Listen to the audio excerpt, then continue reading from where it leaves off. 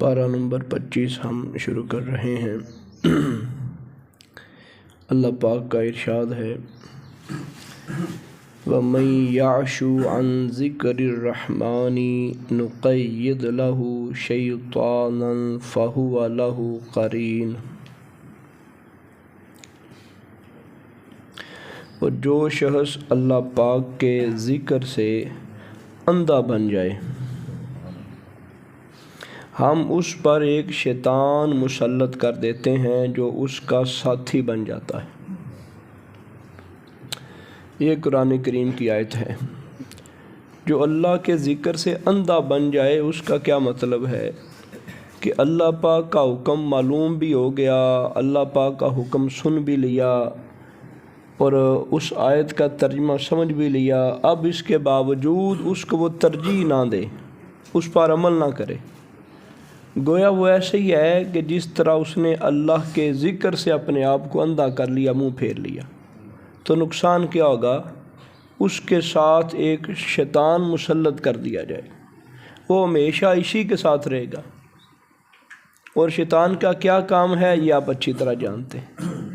اصل یہی وجہ ہے کہ ہمارے بے شمار لوگوں کا دینی معاملات کی طرف، مسجد کی طرف اور دین کی طرف آنے کو دل ہی نہیں کرتا۔ اچھا وہ کیوں نہیں کرتا؟ عام بندوں کی بری صحبت ہو، عام بندوں کی بری صحبت ہو تو وہ بڑا اثر رکھتی ہے۔ تو اگر کسی بندے کے ساتھ ہر وقت ہی شیطان ہو تو اس کا کیا بنے گا؟ اور پھر یہ قرآن کریم میں اللہ رب العزت نے واضح فرمایا کہ اس طرح کی صحبت اور یہ معاملات یہ بندے کے ساتھ بن جاتے ہیں جب وہ ہماری آیتوں کو ترجیح نہیں دیتا۔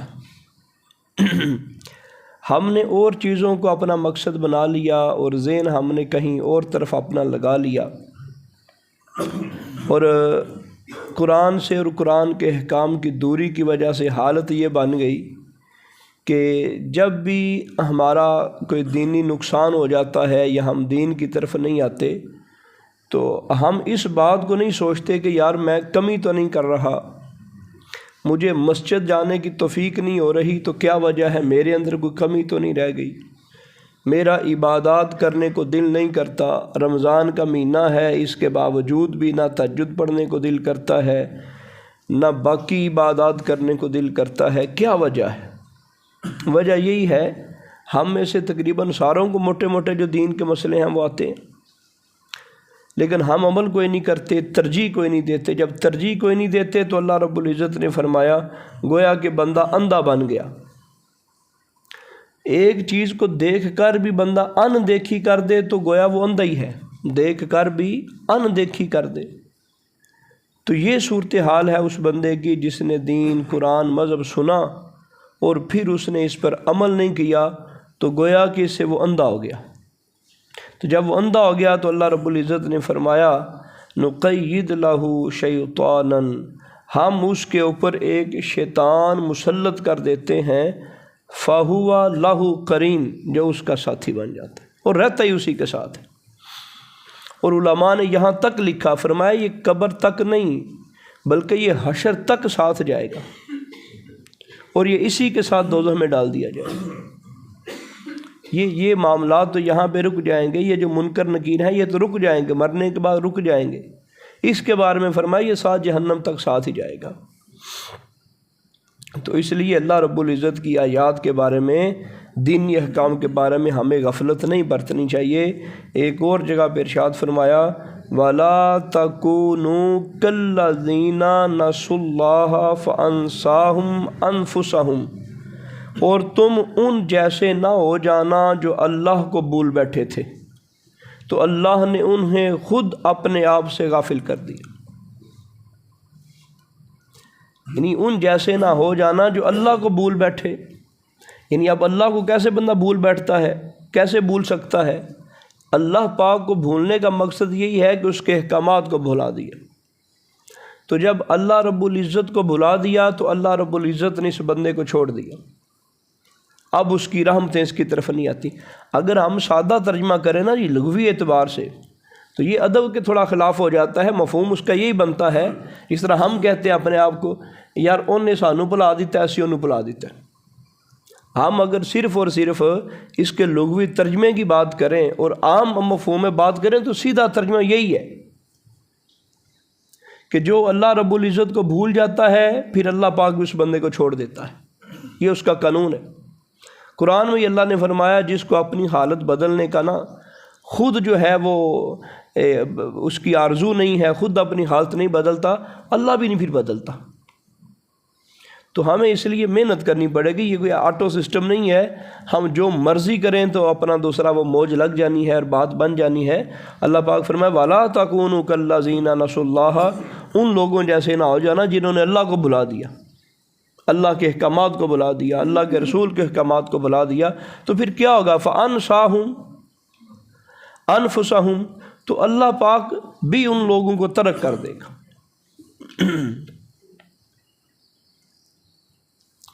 آگے مسئلہ پارہ نمبر 25 میں جو بیان ہوا، أَفَرَأَيْتَ مَنِ اتَّخَذَ إِلَٰهَهُ هَوَاهُ وَأَضَلَّهُ اللَّهُ عَلَىٰ عِلْمٍ وَخَتَمَ عَلَىٰ سَمْعِهِ وَقَلْبِهِ وَجَعَلَ عَلَىٰ بَصَرِهِ غِشَاوَةً فَمَنْ يَهْدِيهِ مِنْ بَعْدِ اللَّهِ أَفَلَا تَذَكَّرُونَ، پھر کیا تم نے اسے بھی دیکھا جس نے اپنا خدا، اپنا رب، اپنا معبود اپنی نفسانی خواہش کو بنا لیا، اور علم کے باوجود اللہ نے اسے گمراہی میں ڈال دیا، اور اس کے کان دل پر مہر لگا دی اور اس کی آنکھ پر پردہ ڈال دیا۔ اب اللہ کے بعد کون ہے جو اسے راستے پر لائے؟ کیا پھر بھی تم لوگ سبق نہیں لیتے؟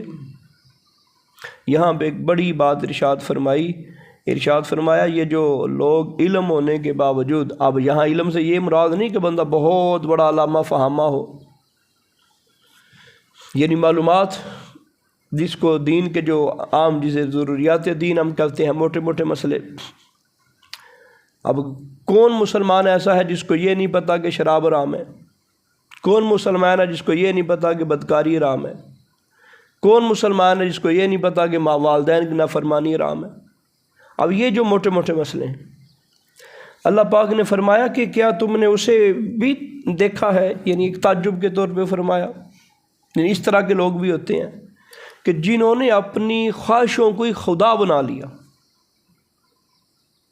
اپنی آرزوؤں کو خدا بنا لیا۔ اچھا، آرزوؤں کو خدا کیسے بنا لیا؟ اللہ کیسے بنا لیا؟ بلکہ یہ جو الہ کا لفظ ہے نا، الہ، یہ الہ اللہ کی ذات کے لفظ استعمال ہوتا ہے۔ الہ، تہاڈا الہ کون ہے؟ ساڈا الہ اللہ بیٹی، الہ میں نہیں معبود جس کی عبادت کی جاتی۔ تو اللہ پاک نے فرمایا الہ ہو، انہوں نے الہ بنا لیا، کس کو؟ اپنی خواہشوں کو۔ وہ کیسے جی؟ دل میں آئے یہ کرنا ہے، اس نے کر لیا۔ معبود کا کام کیا ہے اور معبود کی ضرورت کیا ہے؟ معبود نے جو کہا وہ کر گزرے۔ معبود تو یہ ہے نا جی، جس کی عبادت کی جائے، جس کی بندگی کی جائے، جس کو خدا مانا جائے، جس کو رب اور الہ مانا جائے، وہ جو کہے کرنا ہے۔ تو جب جو من میں آئے وہ کرنا ہے، تو اللہ رب العزت نے فرمایا تو نے اپنے من کو ہی معبود بنا لیا۔ جو تیرا دل آمدہ تو کرنا ہے، بھی ایتھے پیسے لانے نے، ایتھے پیسے نہیں لانے، اپنی مرضی کی تھی۔ اوتھے جانا ہے تو اوتھے نہیں جانا ہے، اپنی مرضی کی تھی۔ اس ٹائم تک میں ستے رہنا ہے تو اس ٹائم میں جاگنا ہے، اپنی مرضی کی تھی۔ یعنی اسی صبح تو لگ کے شام تک دیکھیے نا، اللہ دی مرضی دے کنا چلنے ہیں تے اپنی مرضی دے کنا چلنے ہیں۔ وہی اللہ نے فرمایا تسی رب بنا لے اپنی آرزواں، تسی خدا بنا لے۔ وہی کوئی نکی گل ہے؟ میری یا کسی اور بندے دی گل ہوندی تو پھر جلا دیندے بندے، لیکن اللہ تعالیٰ دا حکم ہے۔ فرمایا اپنی آرزوؤں کو، اپنی خواہشوں کو رب بنا لیا، خدا بنا لیا۔ فرمایا پھر ہوگا کیا؟ جب یہ کیفیت آ جاتی ہے، ہم اس کے دل کے اوپر مہر لگا دیتے ہیں، ہم اس کے کانوں پر مہر لگا دیتے ہیں، اور ہم اس کی آنکھوں پہ پردہ ڈال دیتے ہیں۔ کان ہون گے سنن گے نہیں، اکھاں ہون گیاں ویکھے گا نہیں، دل ہوئے گا سوچے گا نہیں۔ یہ دین سے دوری کا ایک نتیجہ ہے، اللہ سے دوری کا نتیجہ ہے۔ ہم یہ سمجھتے ہیں کہ نہیں کوئی نہیں، گل خیر ہے جی، اے ساڈے گناہ سانو کچھ نہیں کہن لگے، اے جے نقصان ہونا تھا۔ پچھلی آیت بھی ਉਹਦਾ ਮਫਹੂਮ ਹੀ ਜ਼ਹਿਨ 'ਚ ਬਣਾਓ ਤੇ ਇਹਦਾ ਵੀ ਜ਼ਹਿਨ 'ਚ ਬਿਠਾਓ। ਇੱਕੋ ਹੀ ਸਪਾਰਾ, ਇਹ ਵੀ ਪਾਰਾ 25 ਤੇ ਅਗਲੀ ਪਿਛਲੀ ਗੱਲ ਵੀ ਪਾਰਾ 25। تو اتنے تو بالکل ہی بڑی بات کر دی، بڑی بات کر دی اور کھلے چیلنج کی بات کر دی۔ اس نے تو رب بھی بنا لیا اپنی خواہشوں کو۔ تو آج ہم یہی کرتے ہیں، اتنی اللہ پاک دی نہیں مندے، اتنی اللہ پاک دی نہیں مندے جتنی اسی اپنی من دی مرضی دی تے اپنے آپ دی مننی، اپنی خواہشاں دے پیچھے جتنا چلنے۔ پھر اللہ پاک نے فرمایا کہ پھر وہ گمراہ ہو گئے، اللہ نے ان کو گمراہ کر دیا۔ اللہ کے سوا کوئی نہیں ہدایت دینے والا، اور فرمایا اس کے باوجود بھی لوگ سمجھ نہیں رکھتے۔ اور اس کے اندر ایک اور مسئلہ پارہ 25 کے اندر بیان ہوا، وَقَالُوا مَا هِيَ إِلَّا حَيَاتُنَا الدُّنْيَا نَمُوتُ وَنَحْيَا وَمَا يُهْلِكُنَا إِلَّا الدَّهْرُ وَمَا يُهْلِكُنَا إِلَّا الدَّهْرُ وَمَا لَهُمْ بِذَلِكَ مِنْ عِلْمٍ إِنْ هُمْ إِلَّا يَظُنُّونَ۔ اور یہ لوگ کہتے ہیں جو کچھ زندگی ہے بس یہی ہماری زندگی ہے۔ مفہوم یہ تینوں آیتوں کا تقریباً سیم اگر خلاصہ نکالیں تو بن جائے گا۔ اور یہ لوگ کہتے ہیں جو کچھ زندگی ہے یہی، یعنی دنیاوی زندگی یہی ہے سب کچھ، اسی میں ہم مرتے اور جیتے ہیں اور ہمیں کوئی اور نہیں، زمانہ ہی ہلاک کر دیتا ہے۔ حالانکہ اس بات کا انہیں کچھ بھی علم نہیں، بس وہمی اندازے لگاتے رہتے ہیں۔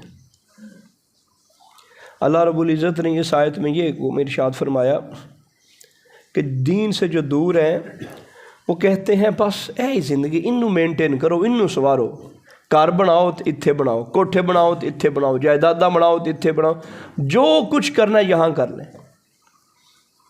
کیا یہ میری اور آپ کی سوچ نہیں ہے؟ جو کچھ کرنا ہے یہاں کر لیں۔ آخرت کے لیے کبھی کسی نے پلاٹ خریدے ہوں، آخرت کے لیے ہم محل تیار کیے ہوں جہاں ہم نے ساری زندگی رہنا ہے، جہاں موت کو بھی موت آ جانی ہے، جہاں کوئی گمان نہیں کر سکتا کہ وہاں ہم جو ہیں وہ رکیں گے، وہاں اینڈ ہو جانا ہے، اینڈ تو ہونا ہی کوئی نہیں۔ لیکن جو بھی کرنا ہے یہاں کے لیے، یہاں کے لیے، یہاں کے لیے۔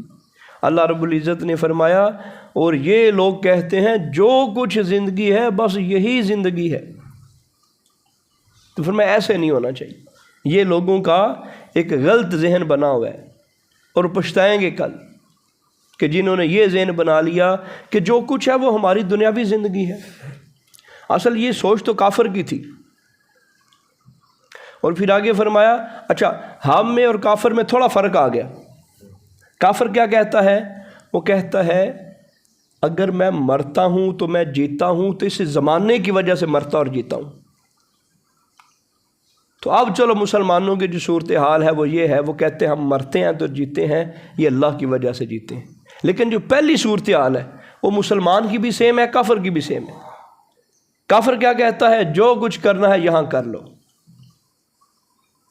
جو کچھ کمانا ہے یہاں کما لو اور کل مر جاؤ گے۔